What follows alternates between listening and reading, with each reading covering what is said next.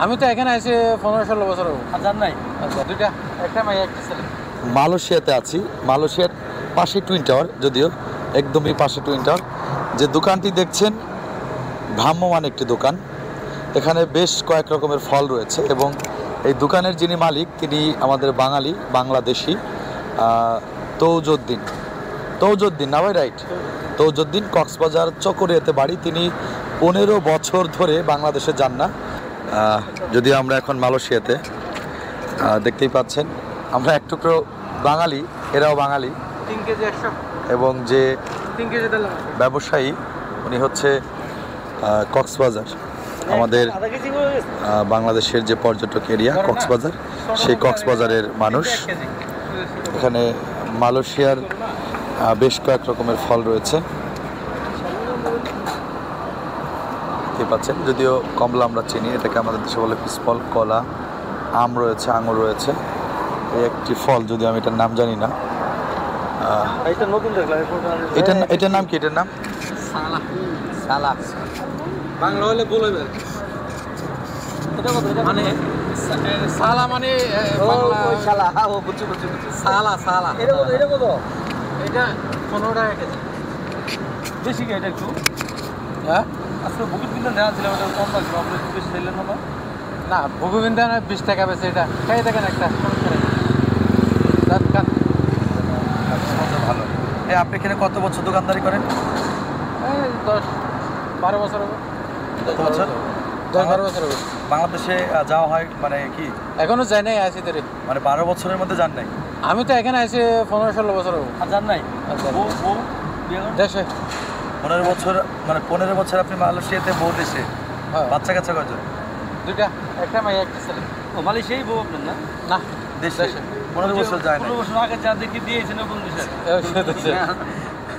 আপনার হচ্ছে নাম কি? আমার নাম তৌজুদ্দিন। বাড়ি কোথায়? কক্সবাজার চকরিয়া থানা, ফেকুয়া। তৌজুদ্দিন না? ফেকুয়া ভাই এটা দেবো। কম ধরেন, দাম কম ধরেন। এটা 12 টাকা আছে, 10 টাকা দেন। এখানে আমাদের বাঙালিরাই রয়েছে, যদিও যে ফলের দোকান মালিক, আসলে বুঝতে পারছেন ওনার নাম তৌজুদ্দিন।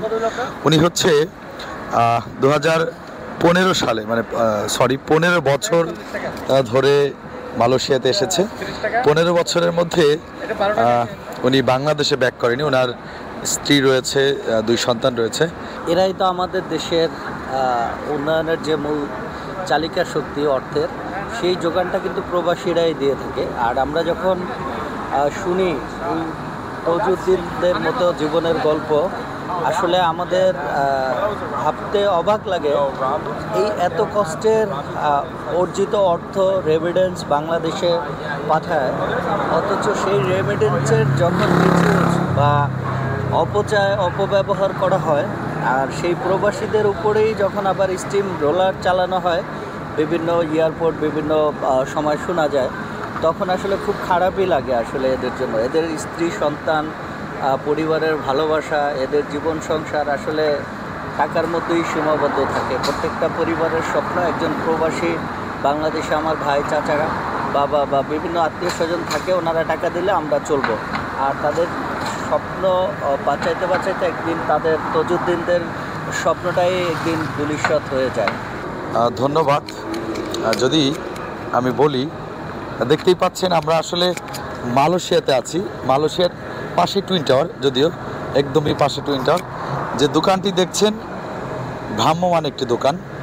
এখানে বেশ কয়েক রকমের ফল রয়েছে এবং এই দোকানের যিনি মালিক তিনি আমাদের বাঙালি, বাংলাদেশি তৌজুদ্দিন না ভাই? রাইট, তৌজুদ্দিন। কক্সবাজার চকরিয়াতে বাড়ি। তিনি 15 বছর ধরে বাংলাদেশে যান না। এই 15 বছর ধরেই এই মালয়েশিয়াতে ব্যবসা করছেন এবং হচ্ছে এই মালয়েশিয়ার যে বাংলাদেশের যে রেমিটেন্স, আমাদের সলিমান ভাই বলল, সেই রেমিটেন্স কিন্তু এরা যোদ্ধা।